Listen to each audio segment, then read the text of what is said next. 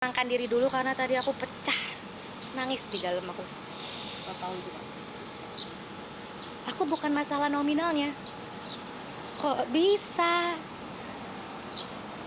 pasangan yang dulu saya banggakan, saya support, bisa seperti itu. Jadi lebih kayak akhirnya pecah tangisku membayangkan anak sih tuh. Jadi kayak diputer-puter juga sama proses pengadilan ini, kayak udah jelas-jelas nafkah nggak ada, judi online, selingkuh, terlalu lama gitu untuk memutus itu semua. Dan kayaknya lawyer juga akhirnya juga udah tahu, lawyer tadi kayak, Bu Cika, kami cuman kerja, kami cuman melakukan yang terbaik untuk Pak Indra mungkin. Cuman aku tadi ngomong sama pengacaranya, andai Bapak punya anak perempuan, jangan sampai dapat menantu seperti Indra. Ini terbukti bahwa dia menjadikan istri sebagai ATM bersama ya ini. Jadi ya mungkin dari tuntutan dia ini diharapkan dia bisa memeras aku sekeluarga, berbagi dengan lawyernya, berbagi dengan perempuan-perempuan yang dia jajanin. Akhirnya saya nangis juga gitu, gemeter saya. Ya tapi ya udahlah, ya pengadilan memang begini. Aku ngerasa ada yang aneh di pengadilan, kayak ada yang fraud gitu. Janji dia di sidang ke-6 tidak memasukkan tergugat, ternyata dimasukin. Sempat mempertanyakan keanehan itu ke pihak pengadilan. Dan responnya seperti apa? Ya,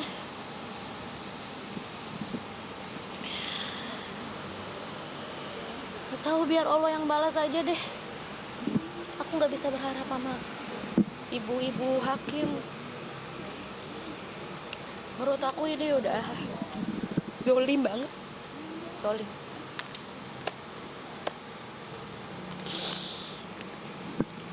Ngelihat dinominalin semua tuh kayak, oh ternyata 9 tahun dia sama aku tuh, aku cuma dijadiin ATM bersama, udah itu aja.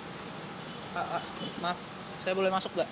Untuk Indra, lu kan cowok, ya, tanggung jawab, pakai otak, ya, jangan minta duit DP rumah ke kakak gua, ngerti nggak? Ya, ngerti gak? Ya, untuk pengacaranya, ya, inget, mak saya bukan buat gaduh, ya. Ini orang tua saya sama saya ngebela kakak saya, ya, ngerti sampai sini? Kalau nggak ngerti juga, berantem kita, gitu aja. Uang tuh bisa dicari, cuman gak gini Indra sama keluarganya.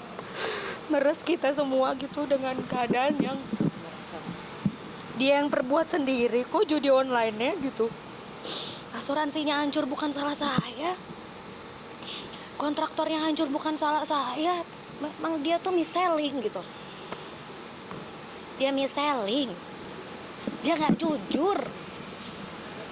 Jadi saya bukan cari panggung di sini. Saya minta keadilan negara ini gitu untuk hak perempuan. Saya bisa cari uang kok. Saya bukan orang yang berkekurangan. Cuman bolak-balik ke pengadilan ini tuh cukup habisin waktu gitu. Kalau si Indra ngejaga anak saya sih nggak apa-apa gitu. Ini kan dia nggak ngasih uang apa-apa gitu. Semua keluarga yang ngurus gitu. Kita cukup mencukupi keluarga, saling bantu-bantu. Cuman kok aku udah ngajuin surat percepatan juga ke Tiga Raksa. Bu, saya ibu bekerja, saya mencari uang, di mana saya itu berdagang online 24 jam. Saya juga seorang pengusaha gitu.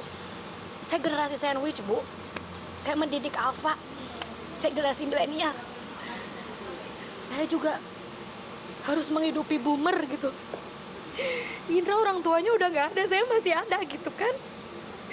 Ya Mbok ya jangan dipersulit gitu loh. Aku udah pernah ngasih kepala ke keluarga Indra Aditya Rahim gitu. Kok dikucilkan seperti ini gitu. Ya kan udah mau cerai, kenapa minta nominal?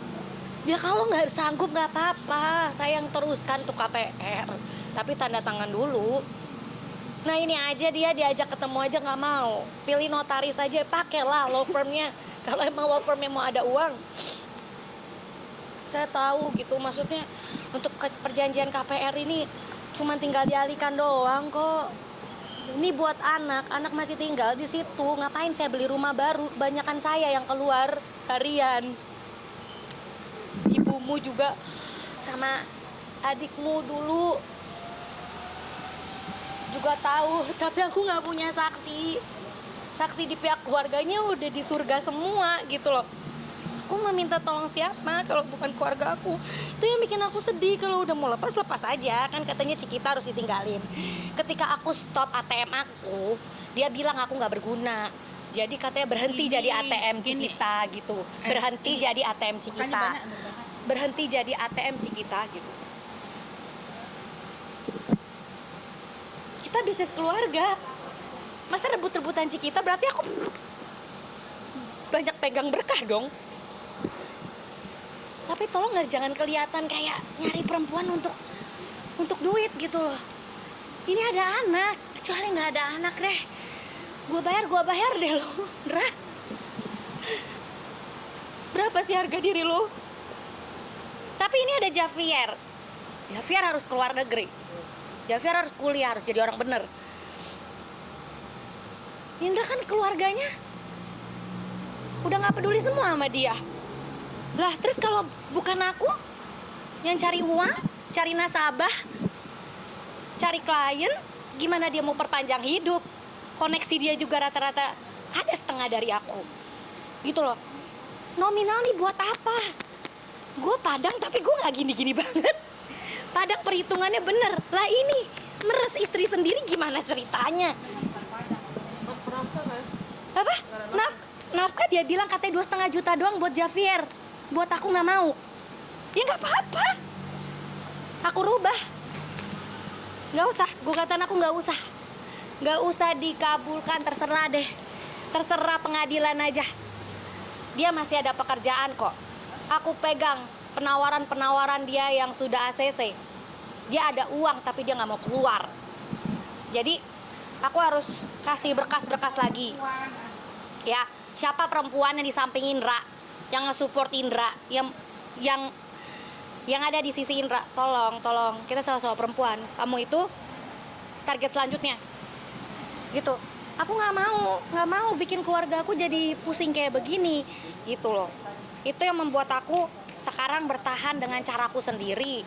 Ya, di sini juga aku ngobrol-ngobrol sama calon-calon duda dan janda.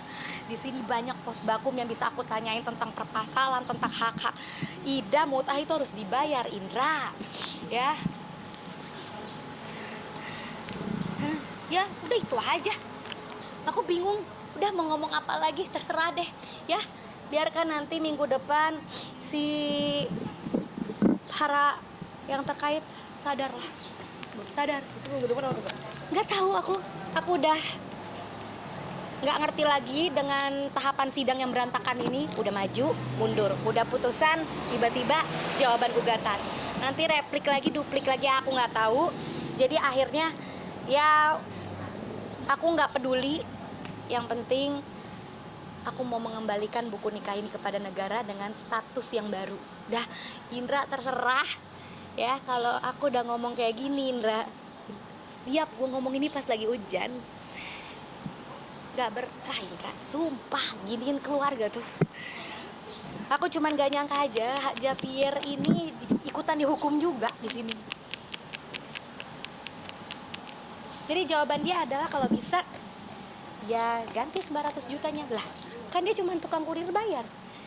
Itu yang bikin aku kayak, wah oke, ini aku dalam kontrol NPD sepertinya. Makanya aku masih nangis. Maaf ya teman-teman, tadi aku tuh kayak gemetaran. Ini tadi juga sempat ngomongin soal ada kejanggalan, juga sempat di spill sama Ya.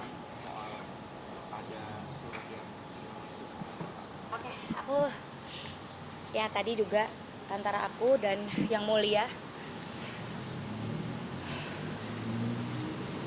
sudah meluruskan bahwa di sini banyak perkara sekitar 5.000. Aku tuh 3.000. Perkara aku itu di 3.000 something lah ya. Terus udah gitu dia bilang katanya di sebelah kanan dia ada ini, di sebelah kiri dia ada ini, sehingga dia ngecek lagi ke panitera. Ya bisa dibilang dia mengakui adanya ya terselip. Tapi hasil tadi dia tidak minta gugatan lagi, surat gugatannya, malah dia mempersilahkan tergugat dan kuasa hukumnya menjawabkan tergugat nggak pernah mau hadir gitu. Jadi makanya aku bingung ini, kita gara-gara si Indra nih nggak terus terang, pengadilan bingung, lawyer pun bingung gitu ya. Lawyer akan mencoba mensupport semua yang dikeluhkan sama kliennya. Dan aku cuma ngeliat di bapak-bapak tadi kan juga udah senja ya. udah lansia juga kan, punya anak perempuan kan Pak. Nah Pak, mudah-mudahan nanti Bapak nggak merasakan punya besan atau menantu seperti Indra lah ya. Karena baru kali ini juga aku tahu bahwa istri bisa digugat 900 juta, berarti dia tahu aku mampu. Dan memang berarti 9 tahun ini Indra, kamu cuma memanfaatkan aku sebagai ATM. Ya, seperti yang diakui sama dia di bukti-bukti kekerasan verbal. Ya. Katanya itu bisa jadi kesimpulan minggu depan itu kesimpulan, terus nanti seminggu lagi putusan. Mudah-mudahan 2 kali lagi ya Indra. Habis itu aku tidak akan, ya aku kan sama tergugat kan juga udah nggak hubungan lagi, lebih tenang gitu. Tapi baca ini kepikiran Jafir, anakku kasihan banget, si lucu itu bapaknya kayak gitu. Kalau sama aku doang nggak apa-apa, tapi jangan sama Jafir. Dari tadi aku juga Al-Fatihah juga ke almarhum ya, ke mama ada iparku. Di ruang sidang ini aku berharap mudah-mudahan dia bisa nyaksiin ya, walaupun ya mama sama almarhum Nadira tuh paling tahu lah bagaimana bejatnya seorang Indra kalau lagi iseng nakal terhadap aku. Di sini dibalik aku yang khusus ceritanya. Dia lagi bingung cari titik hitam aku di mana. Yang kedua lagi adalah udahlah pengadilan. Kita sebagai rakyat Indonesia yang baik udah ikut tahapan. Sebenarnya kan harusnya bisa fair stake kemarin ya, gitu. Tapi kok mundur lagi. Jadi tolong, saya benar-benar hormat sama pemangku kebijakan di negara ini. Tolonglah hak perempuan ya. Gitu. Aku akhirnya nangis juga. Ya. Itu aku pikiran Jafir, guys, aku harus jemput anak aku dan menjalani hidup. Aku nggak takut sama hal apapun. Cuma pesan aja sama Ida, jangan terlalu jahat jadi orang. Jangan terlalu jahat jadi orang. Dah, itu aja. Iya. Berarti dari semua itu akan gimana nanti? Aku nggak tahu, Beb. Jujur aku nggak tahu. Aku lihat minggu depan aja kesimpulannya gimana. Ya buat Bapak Radin Anom, Pak Fajar, Pak Arifin, Pak Yofnedi, udahlah Pak. Nggak lucu kau bela orang mafia seperti itu, manipulator seperti itu. Anda punya anak-anak perempuan.